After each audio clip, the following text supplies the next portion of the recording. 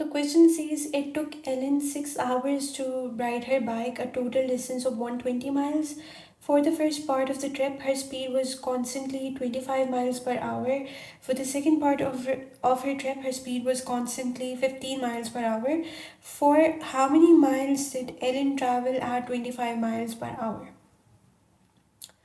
तो अगर हम इसको ड्रॉ करके देखें, Elon It took Ellen 6 hours to ride her bike, a total distance of 120 miles. ठीक है.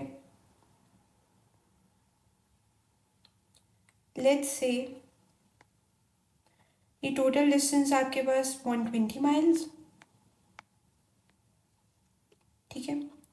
अब वो कह रहे हैं ये टोटल डिस्टेंस ट्रैवल करने में उसको 6 घंटे लगे हैं. 6 hours ये पूरा डिस्टेंस ट्रैवल करते हुए. ठीक है. For the first part of her trip, her speed was constantly 25 miles per hour. अब इस ट्रिप को उन्होंने 2 पार्ट्स में डिवाइड किया और डिफरेंस ये है दोनों पार्ट्स का कि उनकी स्पीड में डिफरेंस है. ठीक है. लेट्स से कोई भी आप यहाँ तक लेट्स से यहाँ तक उसने जो है ना first part of let this be the first part of her trip. यहाँ पे उसकी स्पीड है 25 माइल्स पर आवर.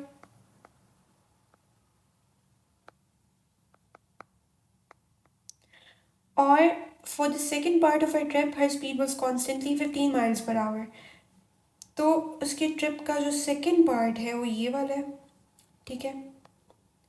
और यहाँ पे कॉन्स्टेंटली उसकी स्पीड रही है 15 miles per hour.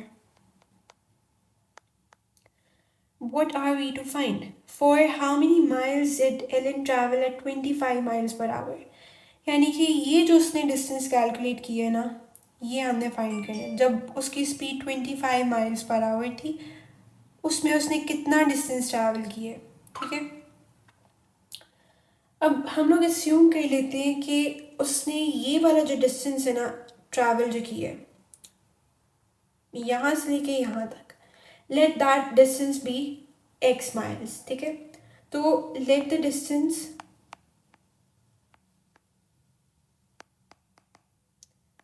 traveled at 25 miles per hour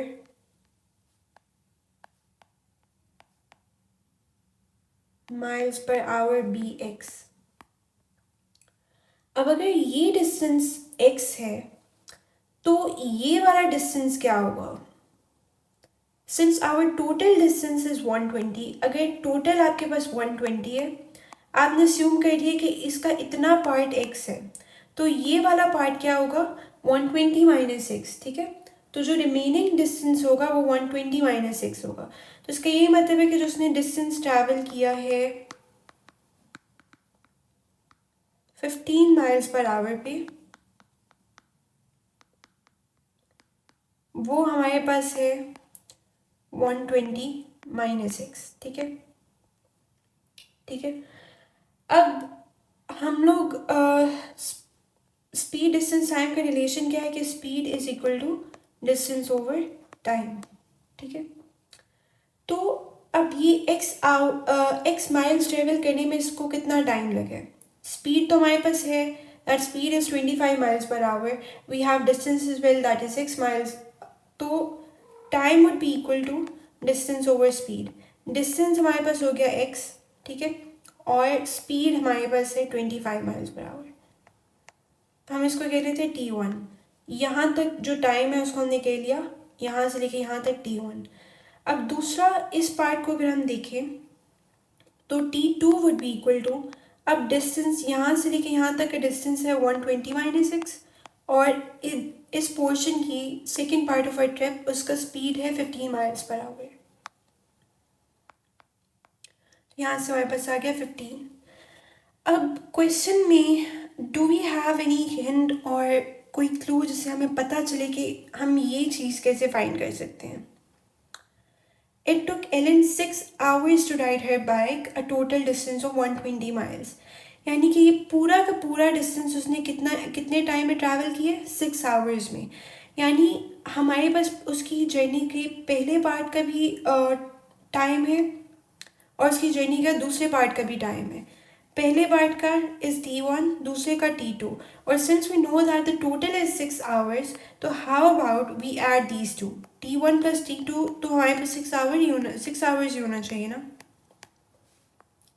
तो T1 यहाँ से आ जाएगा x/25 plus T2 would be 120 minus x/15 is equal to 6 hours.